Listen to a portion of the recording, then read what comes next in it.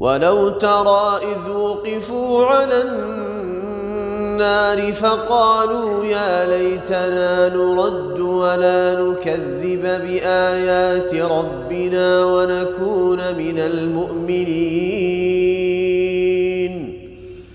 بل بدا لهم ما كانوا يخفون من قبل ولو ردوا لعادوا لما نهوا عنه وإنهم لكاذبون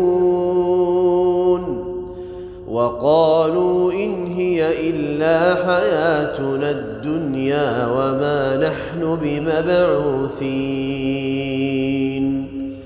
ولو ترى إذ وقفوا على ربهم قال أليس هذا بالحق قالوا بلى وربنا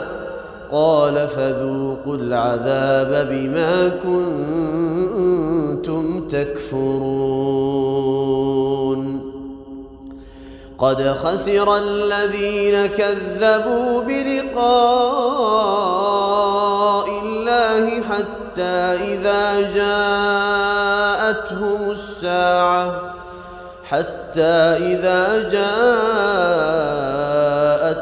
الساعة بغتة قالوا يا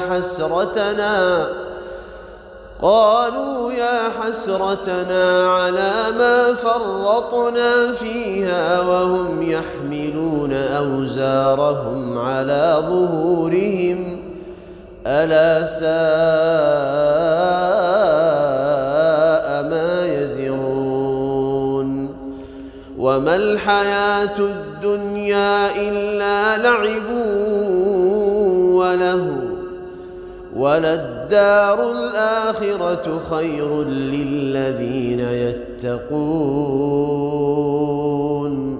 أفلا تعقلون قد نعلم إنه ليحزنك الذي يقولون فإنهم لا يكذبونك ولكن الظالمين بآيات الله يجحدون ولقد كذبت رسل من قبلك فصبروا على ما كذبوا وأوذوا حتى أتاهم نصرنا ولا مبدل لكلمات الله ولقد جاءك من نبأ المرسلين وإن كان كبر عليك إعراضهم فإن استطعت أن تبتغي نفقا في الأرض أو سلما في السماء فتأتيهم بآية ولو شاء الله لجمعهم على الهدى فلا تكونن من الجاهلين إنما يستجيب الذين يسمعون والموتى يبعثهم الله ثم إليه يرجعون وقالوا لولا نزل عليه آية من ربه قل إن الله قادر على أن ينزل آية ولكن أكثرهم لا يعلمون وما من دابة في الأرض ولا طائر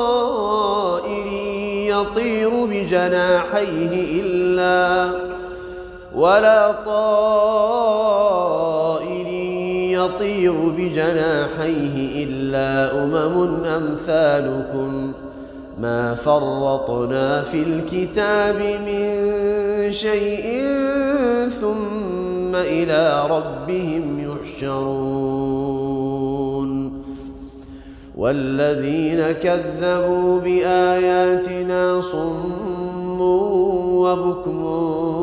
في الظلمات من يشاء الله يضلله ومن يشاء يجعله على صراط